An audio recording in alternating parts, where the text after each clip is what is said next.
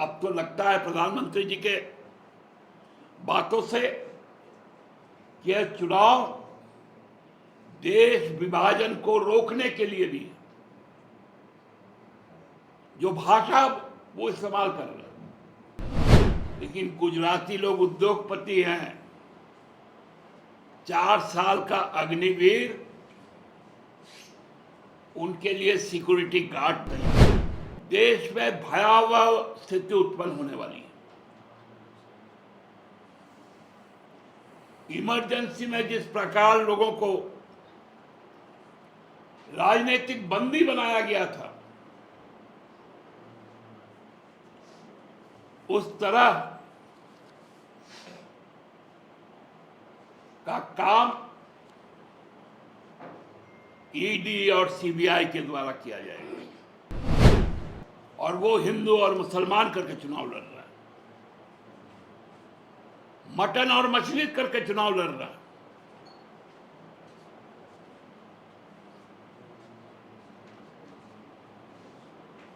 मंगलसूत्र बोल के चुनाव लड़ रहा है।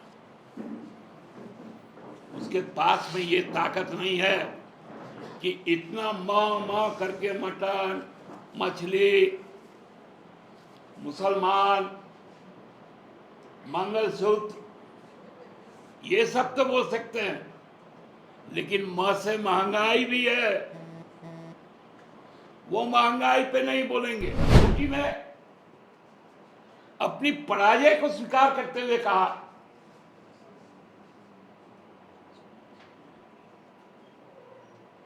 कि जिस पार्टी का नेता बाबूलाल मरांडी हो और साथ में सुदेश महतो हो, उस पार्टी को कौन हरा सकता है? अर्जुन मुंडा को।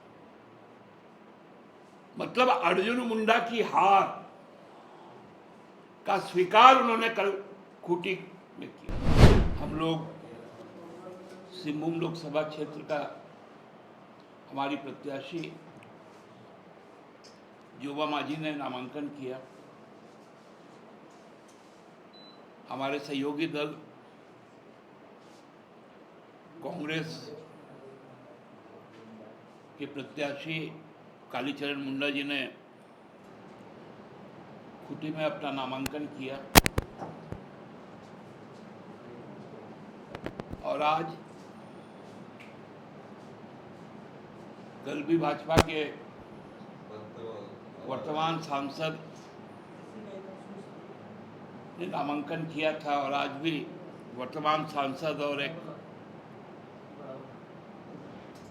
और सांसद रहे, उन्होंने भी नॉमिनेशन किया। मैं इस बात को इसलिए कह रहा हूं कि इसी प्रकार का एक नॉमिनेशन गुजरात राज्य के सूरत में भी हुआ था। चंडीगढ़ वोट स्कैम के बाद एक नया वोट स्कैम हम लोगों को सूरत में देखने को मिला, जहां 18 लाख सूरत के प्रबुद्ध मतदाताओं को देश के लिए तय होने वाली नीतियों से साजिश पूर्वक अलग कर दिया गया।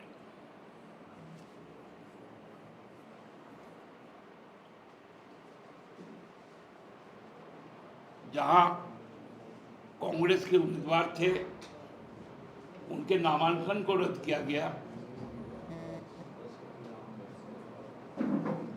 और बाकी जो भी दल के लोग थे सबने एक साथ नाम वापस ले लिया।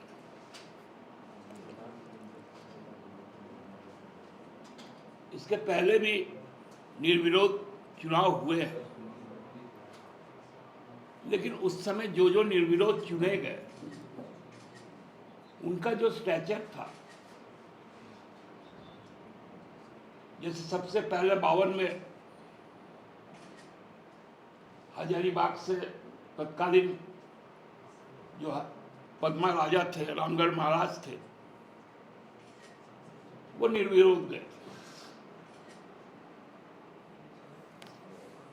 इसलिए ये परंपरा रही है 30 ऐसे निर्वाचन अभी तक हुए, लेकिन कभी भी किसी पे उंगली नहीं उठा। लेकिन ये चंडीगढ़ के बाद ये निर्विरोध निर्वाचन स्पष्ट तौर पर कहता है, और गुजरात के जो स्थानीय अखबार हैं और जो मीडिया रिपोर्ट्स हैं कि गुजरात के मुख्यमंत्री, गुजरात के भाजपा के अध्यक्ष ने मिलकर ये पूरा खेल रचा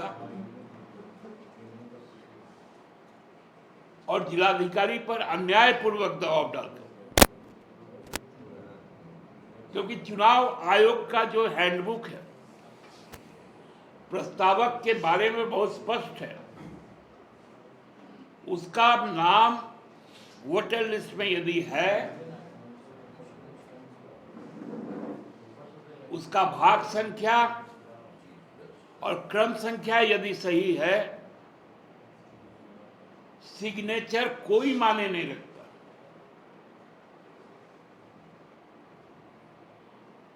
और प्रस्तावक के बारे में यह भी है कि प्रस्तावक एक से ज्यादा लोगों का प्रस्तावक हो सकता है, लेकिन प्रस्तावक कभी नाम वापस नहीं ले सकता।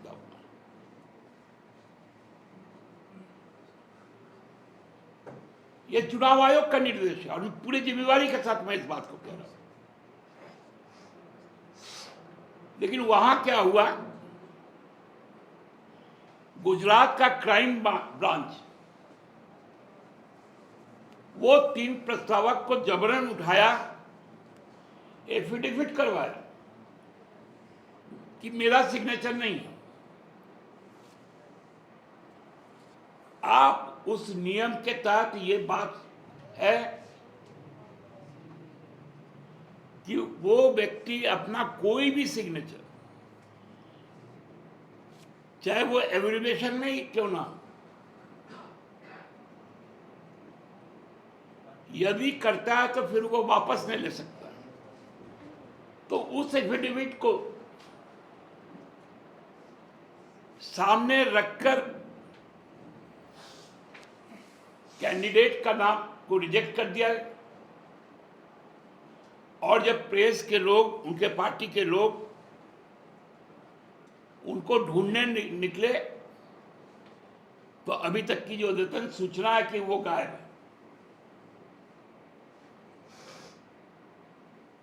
वहां बीएसपी का जो कैंडिडेट था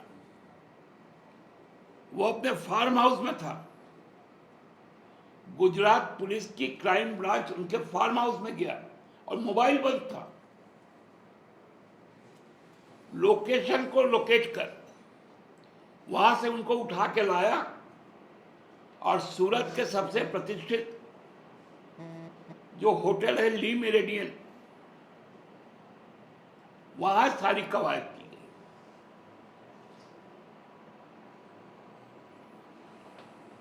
और वही मुख्यमंत्री आज यहां पर भी आया।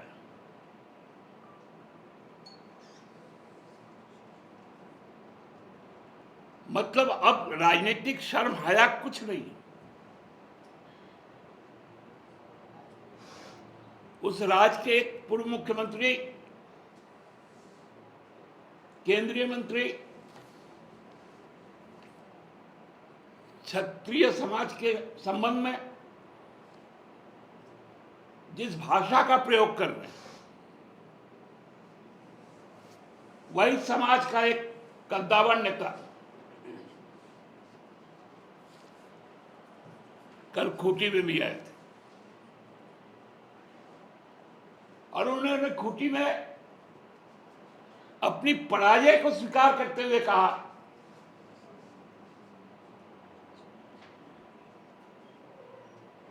कि जिस पार्टी का नेता बाबूलाल मरांडी हो और साथ में सुदेश महतो हो, उस पार्टी को कौन हरा सकता है? अर्जुन मुंडा। मतलब अर्जुन मुंडा की हार का स्वीकार उन्होंने कल खूंटी में किया, क्योंकि जानते थे कि 14 से 45 वोट से जीते और पूरे 5 वर्ष तक खूंटी को उपेक्षित रखे। केवल प्रधानमंत्री का कार्यक्रम 3 बार हुआ, उसके अलावा खूंटी में हुआ और क्या।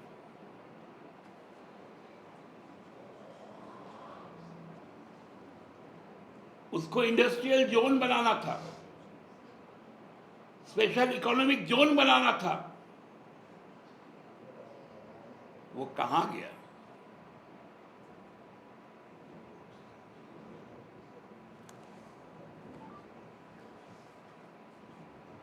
ये लोग आज जगह जगह क्षत्रिय समाज व्यथित है, क्योंकि उनकी कुर्बानियां हैं इस देश में।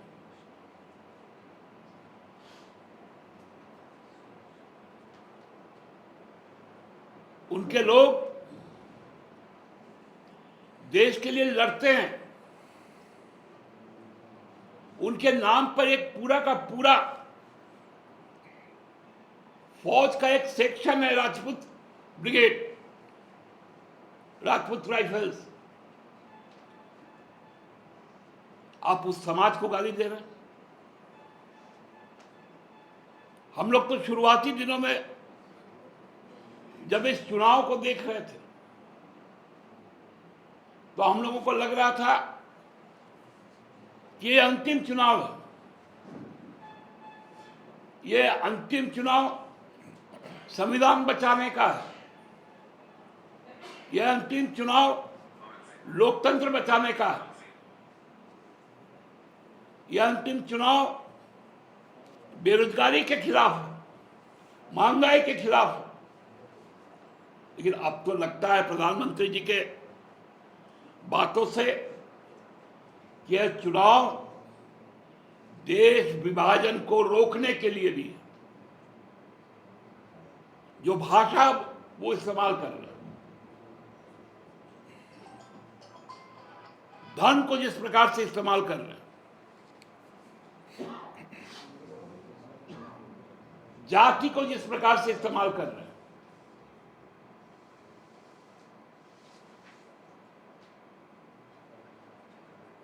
ये झारखंड में नहीं चलेगा।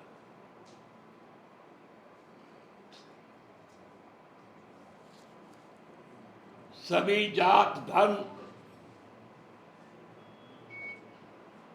की सम्मान सर्वोपरि है, देश की एकता सर्वोपरि है, देश का सौहार्द सर्वोपरि है।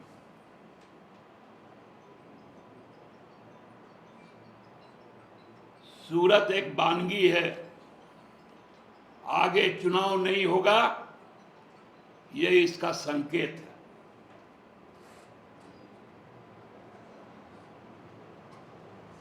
हम लोगों को मालूम है दूसरे चरण के मतदान के बाद देश में भयावह स्थिति उत्पन्न होने वाली है। इमरजेंसी में जिस प्रकार लोगों को राजनीतिक बंदी बनाया गया था, उस तरह का काम ईडी और सीबीआई के द्वारा किया जाएगा।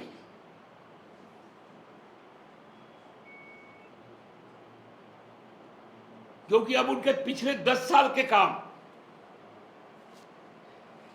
नहीं आ रहे। हमारे 4 साल के काम पे जनता का मुहर लगेगा।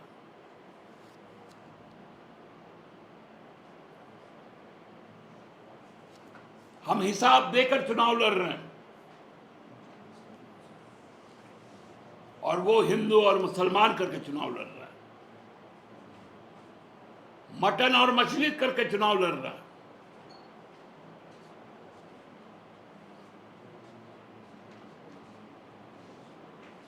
मंगलसूत्र बोल के चुनाव लड़ रहा है। उसके पास में ये ताकत नहीं है कि इतना माँ करके मटन, मछली, मुसलमान, मंगलसूत्र, ये सब तो बोल सकते हैं, लेकिन माँ से महंगाई भी है, वो महंगाई पे नहीं बोलेंगे।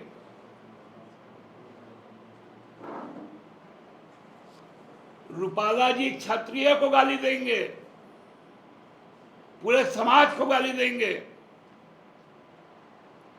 आपने कभी सुना है गुजरात का बच्चा सेना में गया है? गुजरात का बच्चा सेना में नहीं गया, लेकिन गुजराती लोग उद्योगपति हैं। 4 साल का अग्निवीर उनके लिए सिक्योरिटी गार्ड तैयार कर दिया कि फौज में जाओ, बंदूक चलाना सीखो और फिर मेरा यहां आके दरवानी करो। इसलिए भी क्षत्रिय समाज नाराज है, क्योंकि क्षत्रिय की पहली पसंद फौज है, जाटों का पहला पसंद फौज है, मूलवासी आदिवासियों का पहला पसंद फौज है। इसलिए फौज को भी अब आउटसोर्स किया जा रहा है। फौजी बाहर निकाल दिए जाएंगे और अफसर रहेंगे। अफसर बाहर नहीं जाएंगे, क्योंकि वो संपन्न घर से आता है, और सिपाही बाहर जाएगा क्योंकि वो गरीब और किसान परिवार से आता है। ये सवाल है आज, क्योंकि अब चुनाव का यहां औपचारिकताएं शुरू हो गई। इसलिए मैं आपसे आज इस बातों को शेयर किया कि झारखंड दिशा तय करेगा, उत्तर प्रदेश भी दिशा तय करेगा, बंगाल भी करेगा, बिहार भी करेगा, साउथ तो पूरा ही कर देगा। और जहां आज बैठ के ये लोग गद्दी चला रहे हैं, वो दिल्ली उनको साफ कर देगा। धन्यवाद। दादा, आपके विधायक हैं चमड़ा लिंडा, वो आज नॉमिनेशन कर दिए हैं, तो क्या मतलब गठबंधन में तो वो सुखदेव भगत उम्मीदवार बने? सन्नी जी, नॉमिनेशन हर कोई कर सकता है, आप भी जाके कर सकते हैं किसी सीट पर, केवल वो रिजर्व नहीं होना चाहिए। नहीं, हम गठबंधन के विधायक ही हैं। अभी विड्रॉल का भी तो डेट है दोनों के लिए। नहीं, लेकिन आप जब इतनी मजबूती से बात कर रहे हैं लड़ाई के लिए नरेंद्र मोदी की सरकार से, बीजेपी से, और आपका जो सिपाही है आप ही का बात नहीं सुन रहा है, तो फिर किस तरीके से आप लड़ाई लड़ेंगे? संजय जी, बहुत सारे तकनीकी चीजें हैं, नॉमिनेशन किए हैं, विड्रॉल का डेट बाकी है। तो आप बोल रहे हैं कि नामांकन को वापस ले लेंगे? ये भी ले भी तो सकते हैं तो आपको भरोसा है ना कि वो वापस लेंगे? जी, अन्यथा जो पार्टी का नियम है उस नियम को फॉलो किया जाएगा। जब सूरत स्कैम के उम्मीदवार के नाम की घोषणा कर रहे हैं बहुत जल्द। सुप्रियो, सूरत में जो आप बता रहे हैं वहाँ पर स्कैम हुआ है, उसके खिलाफ इंडिया गठबंधन इलेक्शन कमीशन जाएगा? इलेक्शन कमीशन ऑलरेडी गया, लेकिन वो तो उसी बात को सुनता है जो मोदी कहते हैं। हम लोगों तो कभी कभी अपने आप में शर्म आता कि जो मुख्य चुनाव आयुक्त आज बैठे हुए वो रांची के उपायुक्त रहे हुए। अब तो किसी को जाके बोल भी नहीं सकता कि मेरा उपायुक्त इतना लाचार था। दादा, पूर्व से हम सुप्रीम कोर्ट पहुंच गए हैं। उन्होंने कहा है कि झारखंड हाईकोर्ट में जो गिरफ्तारी को चुनौती दी, ये उनका हक है। चूँकि ऑडिट रिजर्व लंबे समय से है और प्रावधान के तहत ये कानूनी प्रक्रिया अपनाई गई। ये कहा गया चुनाव प्रचार प्रसार नहीं कर पा रहे हैं, क्योंकि लंबे समय से बैठे हैं। अरे बाबा, आप बेसिक बात को समझे नहीं। हम बोल रहे ये उनका लीगल राइट है जिसका उन्होंने एक्सरसाइज किया। सर, ये मुख्यमंत्री राजनाथ सिंह कल आए थे, वो बोले कि बीजेपी के जो तीनों पूर्व मुख्यमंत्री हैं उन पर कोई भ्रष्टाचार का आरोप नहीं, और दूसरी तरफ जो चेहरा है वो भ्रष्टाचार के मामले में जेल में। यदि तीनों पूर्व मुख्यमंत्री पे भ्रष्टाचार के कोई आरोप नहीं रहते बीजेपी में नहीं रहते तो कोई कहीं का राज्यपाल बनने का उम्र वाला नहीं हुआ था।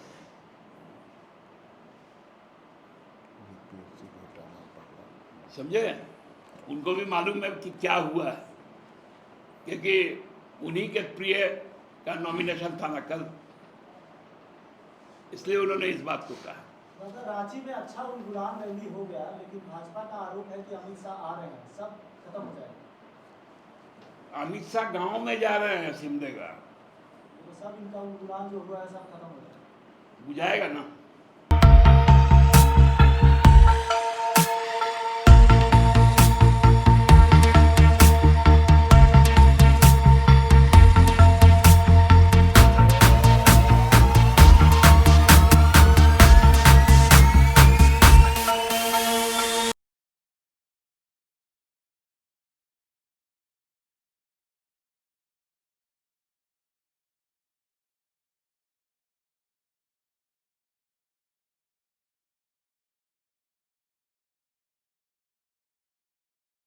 बायोम मेडिकल प्रिपरेशन का एकमात्र संस्थान जहां है complete digital classrooms, individual doubt counters, video lectures, student tracking system, library facility, 100% result oriented rankers batch, study package and class notes in PDF।